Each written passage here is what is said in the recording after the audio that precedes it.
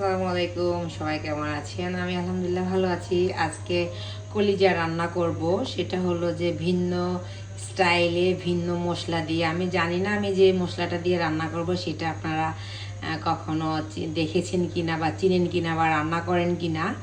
তো এই যে এখানে গরুর এটাকে কি বলে, গুদ্দা বলে, আর এটা হলো ফ্যাপসা, আর এটা হলো কলিজা প্লাস তিলি কলিজা।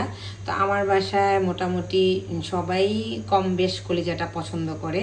আর এখানে আমি চর্বি নিয়ে নিয়েছি। কলিজা রান্না চর্বি না দিলে কিন্তু একদমই ভালো লাগে না।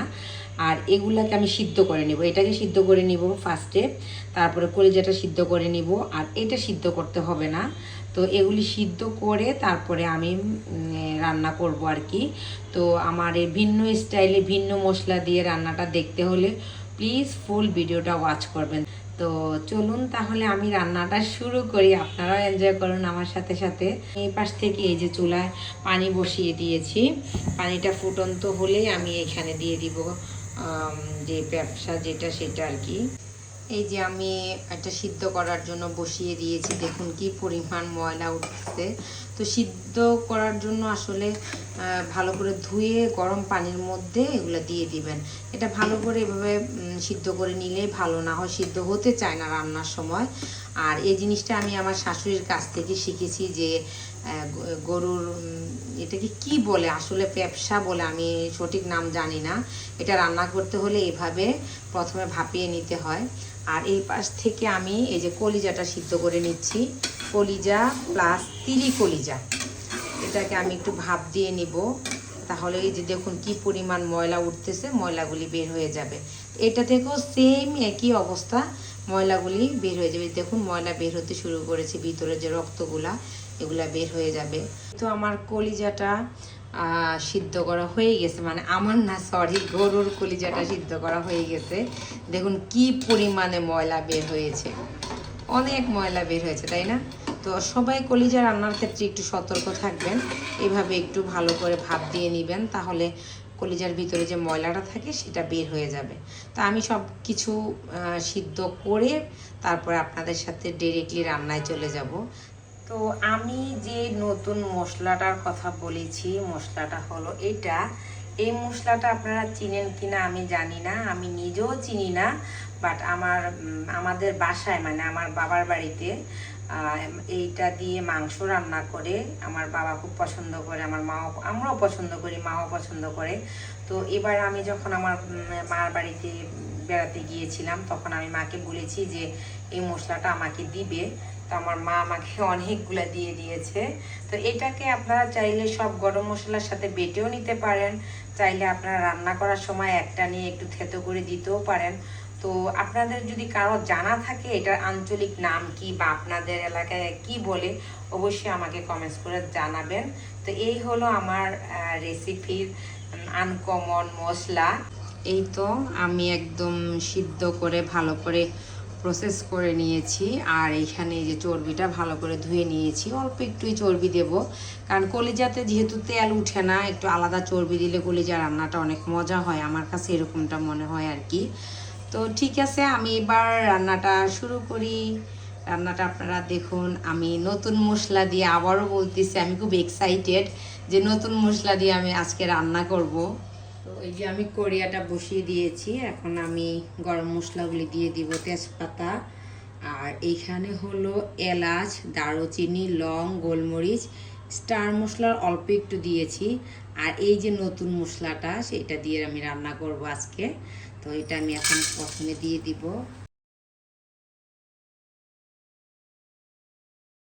এখন আমি এই যে সরিষার তেলে রান্না করব, সেই জন্য সরিষার তেলটা দিয়ে দিচ্ছি, বেশি দিব না।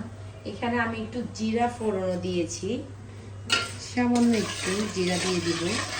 তারপর আমি পেঁয়াজ দিয়ে দিব, পেঁয়াজটা প্রথমে একটু দিয়ে দিব, লাল লাল করে ভেজে নেব।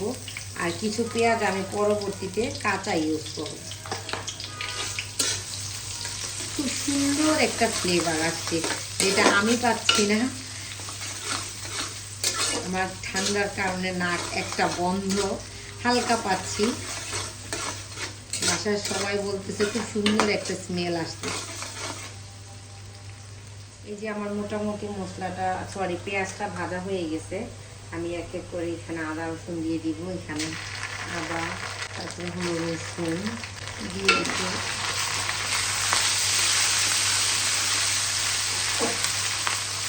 কষিয়ে নিব মশলাটা। হ্যাঁ, তারপর আমি এখানে পরিমাণ মতো লবণটা দিয়ে দিব। মোটামুটি আমার আদা রসুন কষানো হয়ে গেছে। আর এই যে রাঁধুনি মাংসের মশলা, এটা দিয়ে সবাই মাংস রান্না করে, আমি আজকে গরুর কলিজাটা রান্না করব। তো গরুর কলিজাটা অনেকেই পছন্দ করে না, জানি না কেন, সেই জন্য ভাবলাম একটু ভিন্ন স্টাইলে আপনাদের সাথে রেসিপিটা শেয়ার করি। তো আমি এখানে পুরোটা মশলাই দিয়ে দিব, দিয়ে তারপরে আমি একটু ভালো করে নেড়ে চেড়ে মিক্স করে নেব। এবার দেখি আমার বাসায় সবাই পছন্দ করে কিনা, কারণ আমি একার জন্য কলিজাটা আনা হয় না। বললাম না যে সবাই খায়, বাট একটা সময় যে খুব ফেভারিট বিষয়টা এরকম না। তো এখন আমি পানি দিয়ে দিব, এখানে পরিমাণ মতো পানি দিব মশলাটা কষানোর জন্য। আমি যদিও এইভাবে কখনো রান্না করি না, ভাবলাম যে আজকে এইভাবে একটু রান্না করে দেখি ভিন্ন স্টাইলে কীরকম হয় বা কেমন লাগে, বাসার সবাই পছন্দ করে কিনা।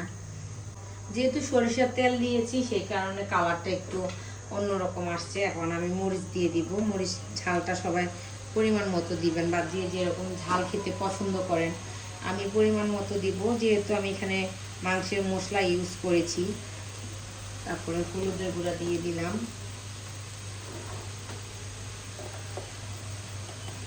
এক চামচ ধনিয়ার গুঁড়া, আর জিরাটা আমি পরে অ্যাড করব। এখন আমি ভালো করে মশলাটা কষিয়ে নিব। মোটামুটি মশলাটা আমার কষানো হয়ে গেছে, উপরে তেল ভেসে চলে আসছে। এখন আমি কলিজাগুলি দিয়ে দিব। এই যে কলিজাগুলি, এখন কালারটা দেখতে একটু অন্যরকম লাগতেছে। আমি তো বলেইছি যে এখানে আমি সরিষার তেল ইউজ করেছি, তার উপরে লাল মরিচ, আমি একটু লাল লাল ঝাল ঝাল ঝোল ঝোল তেল তেল করে একটু রান্নাটা করতে যাচ্ছি আর কি। আসলে আজকে কয়েকদিন যাবৎ কিছুই খেতে ইচ্ছা করতেছে না, মানে মুখে একদম নিতে ইচ্ছা করতেছে না, জানি না কেন আমার কি হয়েছে, কোনো খাবারই আমার মজা লাগতেছে না। তো এখন আমি ভালো করে মেখে, তো এই যে পেঁয়াজগুলি দিয়ে দিব, কাঁচা যে পেঁয়াজগুলি রেখেছি সেগুলি দিয়ে দিব। সেগুলি দিয়ে একটু পানি দিয়ে দিব, কষানোর জন্য একটু পানি দিয়ে দিব। এখন আমি ঢাকনা দিয়ে দিব, তারপর আসছি 10 মিনিট পরে। কি অবস্থা একটু দেখি। ওয়াও, সুন্দর কষানো হচ্ছে। আসলে এই ব্যবসাগুলি আমি একটু বড় বড় করে কেটেছি, কারণ এগুলি রান্না করতে করতে অনেকটা ছোট হয়ে যায়, আর বেশি ছোট আমার কাছে ভালো লাগে না, এই জন্য আমি একটু বড় রেখেছি। খুব সুন্দর এরকম আসছে। আসলে যদি বললাম না যে আমার জানি না, কোনো ঠান্ডা নাই, তারপরও একটু নাক বন্ধ। এখন আমি চর্বিগুলি দিয়ে দিব, কারণ চর্বিগুলো প্রথমে দিলে বেশি গলে তেল উঠতো, সেই জন্য আমি দিয়ে দিব। এখন আমি এখানে আলু ইউজ করব, কারণ আমার বাসায় যাই রান্না করি গরুর বা মুরগির, আলু তো একদম মাস্ট দেওয়া লাগে। তা আমি এখন নেড়ে চেড়ে ভালো করে মিক্সড করে দিলাম। তারপরে দিয়ে দিব এই যে জিরার বাটা, আমি জিরাটা একটু পরেই দিই, তো এখন জিরাটা দিয়ে দিব। আর এখানে কোনো মশলা অ্যাড করার কিছুই নাই, যেহেতু আমি এখানে রাঁধুনি গরুর মাংসের মশলা ইউজ করেছি, আলাদা আদা রসুন ইউজ করেছি, তারপরে হলো যে আস্ত গরম মশলা ইউজ করেছি। তো এখানে আর কোনো কিছু ইউজ করব না, জাস্ট এখন এটা ভালো মতো কষিয়ে নিব। কলিজা যত ভালো কষানো হয় ততই মজা, আর কলিজাটা একটু ভালো করেই কষাতে হয়, কারণ কলিজা সহজে সিদ্ধ হতে চায় না, এটা তো আমরা সবাই জানি। সেই জন্য আমি একটু ভালো করে এটাকে সিদ্ধ করে নিব। আমি এখন দেখব কি অবস্থা কষানোটা। মাঝখান দিয়ে আমি একটু নেড়ে দিয়েছিলাম, মাশাআল্লাহ, মানে একটু একটু গন্ধ পাচ্ছি আমি। খুব সুন্দর একটা ফ্লেভার আসছে, আর ভালোভাবে কষানো হয়ে গেছে। একদম এই যে যেগুলা বড় বড় টুকরা ছিল ফেফসা না কি বলে, ওগুলো দেখুন এখন ছোট হয়ে গেছে। আসলে কষানোর পরে সব কিছু একটু অন্যরকম হয়ে যায়। তো তেল যেহেতু উপরে ভেসে চলে আসছে, আমি এখন এখানে গরম পানি ইউজ করব। ভুলেও এখানে ঠান্ডা পানি কেউ ইউজ করবেন না, কারণ কলিজা যেহেতু সহজে সিদ্ধ হতে চায় না। তো গরম পানি ইউজ করবেন। আর কালারটা খুব সুন্দর আসছে, মানে আমি যেরকম চেয়েছিলাম একটা সুন্দর কালার হবে সেরকমই আসছে। এখন আমি এটাকে একটু সিদ্ধ হতে দিয়ে দিব। তারপর আমি এখানে আলু ইউজ করব। আমার বাসায় মাংস না যতটুকু খাওয়া হয় তার চাইতে বেশি আলু খাওয়া হয়। ইভেন আমার হেল্পিং হ্যান্ড যারা আছে তাদেরকেও যখন আমি খাবার দিই, তারা বলে যে মামি আমাদেরকে মাংস দিয়েন না, আমাদেরকে একটু আলু দেন। তো মাংসের চেয়ে বেশি আমার আলু ইউজ করা হয় আর কি। এখন আমি ঢাকনা দিয়ে রেখে দিব সিদ্ধ হওয়া পর্যন্ত। 70% সিদ্ধ হয়ে গেলে আমি এখানে আলু দিয়ে দিব। কি অবস্থা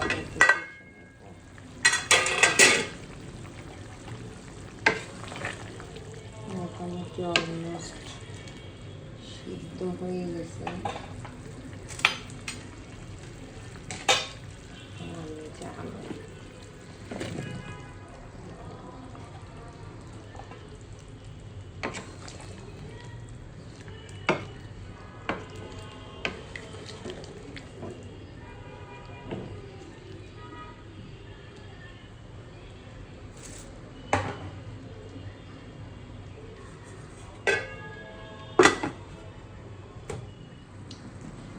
কি অবস্থা একটু দেখি।